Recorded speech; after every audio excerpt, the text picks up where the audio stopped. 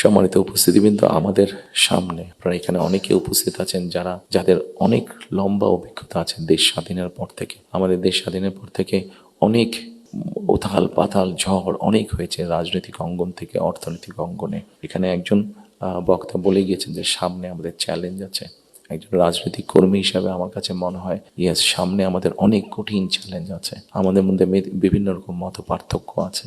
একজন রাজনৈতিক কর্মী হিসাবে আজকে আপনাদের কাছে এবং আপনাদের মাধ্যমে সকল রাজনৈতিক দলের সদস্যদের কাছে, সামগ্রিকভাবে সমাজের সকল মানুষের কাছে আমি একটি বিনীত আহ্বান রাখতে চাই যে আমাদের বিভিন্ন মত পার্থক্যগুলো নিয়ে যাতে আমরা আলোচনা করতে পারি, আলাপ করতে পারি। আমাদেরকে যে মূল্যে ডেমোক্রেটিক প্রসেস, যেটা আমরা 12 তারিখ থেকে ইনশাল্লাহ শুরু করতে যাচ্ছি, এখানে এনটিভির আমাদের ওনার নামটা আমি জহিরুল আলম সাহেব অনেক আগে আমার একটা ইন্টারভিউ নিয়েছিলেন। আমি ওনাকে খুব সম্ভবত ওনাকে বলেছিলাম, অথবা মতি ভাই এখানে উপস্থিত আছেন, মানব জীবনের মতি ভাই, খুব সম্ভব ওনার ইন্টারভিউতে আমি বলেছিলাম যে আমাদেরকে যে কোনো মূল্যে হোক ডেমোক্রেটিক প্রসেসটা চালু রাখতে হবে, আমাদের জবাবদিহিতাটা চালু রাখতে হবে যে কোনো মূল্যে। সেটি জাতীয় পর্যায়ে হোক, সেটি লোকাল পর্যায়ে হোক, অর্থাৎ ইউনিয়ন পরিষদ নির্বাচন, পৌরসভার নির্বাচন, লোকাল পর্যায়ে হোক, সেটা কোনো ট্রেড বডির ইলেকশন হোক। আমার ব্যক্তি যেটা বিশ্বাস, আমরা যে কোনো মূল্যে যদি এই যে জবাবদিহিতাটা, গণতান্ত্রিক প্রসেসটা যদি আমরা কন্টিনিউ করতে পারি, অনেক বেগ হয়তো আসবে, অনেক কঠিন হবে, কিন্তু একটা সার্টেন টাইম পর পর আমরা যদি গণতান্ত্রিক প্রসেসটাকে কন্টিনিউ করে যেতে পারি, তাহলে নিশ্চয়ই আমরা অবস্থার পরিবর্তন ঘটাতে সক্ষম হব।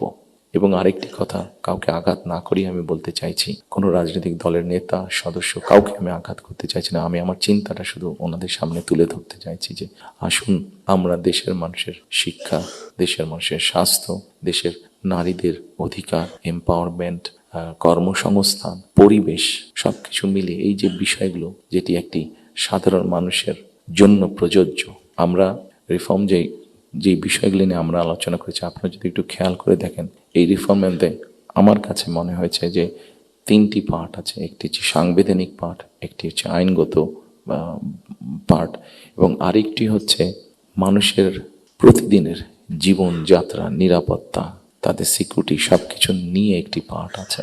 আমরা সাংবিধানিক বিষয় নিয়ে আলোচনা করেছি, আইনগত বিষয় নিয়ে আলোচনা করেছি। আমার মনে হয় মানুষের প্রতিদিনকার প্রত্যেকটি মানুষ, সকল সমাজের প্রত্যেকটি শ্রেণী পেশার মানুষ, তাদের প্রতিদিনকার যে চাওয়া পাওয়াগুলা, প্রয়োজনগুলো, সেটা নিয়ে বোধহয় আমরা আলাপ আলোচনা একটু কম করেছি। আমার কাছে মনে হয় সেই বিষয়গুলি নিয়ে বোধহয় আলোচনা করা উচিত। সেই বিষয়গুলি নিয়ে বোধহয় প্রত্যেকটি রাজনৈতিক দলের আলোচনা করা উচিত। আমরা শুধু রাজনৈতিক বিষয় নিয়ে সেমিনার করছি, সিম্পোজিয়াম করছি, আলোচনা করছি, তর্ক বিতর্ক করছি, অবশ্যই ওগুলো প্রয়োজন আছে, কিন্তু অ্যাট দ্য সেম টাইম আমরা যদি মানুষের প্রতিদিনকার তার চিকিৎসা ব্যবস্থা কী হবে, তার কর্মসংস্থান কী হবে, তার পরিবারের সন্তানদের শিক্ষা ব্যবস্থা কী হবে, তার রাস্তায় বের হলে নিরাপদে সে ফিরে আসতে পারবে কিনা, এইরকম বিষয় যেগুলো আছে, এই বিষয়গুলো নিয়েও বোধহয় আমাদের আলোচনা আরও একটু বেশি হওয়া উচিত। এই বিষয়গুলো নিয়ে বোধহয় আমাদের প্ল্যান প্রোগ্রাম আরও একটু বেশি হওয়া উচিত। এই পলিসিগুলো নিয়ে বোধহয় আমাদের চিন্তা ভাবনা আরও একটু বেশি হওয়া উচিত। সম্মানিত উপস্থিতিবৃন্দ, সামনে নির্বাচন। আমি একটি রাজনৈতিক দলের সদস্য। স্বাভাবিকভাবেই আমরা 22 তারিখ থেকে আমাদের সকল রকম পরিকল্পনা নিয়ে জনগণের সামনে যাব। আপনারা যারা আজকে কষ্ট করে আমাদের আমন্ত্রণে এখানে এসেছেন, আবারও আপনাদেরকে আমি আমার এবং আমার দলের পক্ষ থেকে আন্তরিক ধন্যবাদ জানাতে চাই।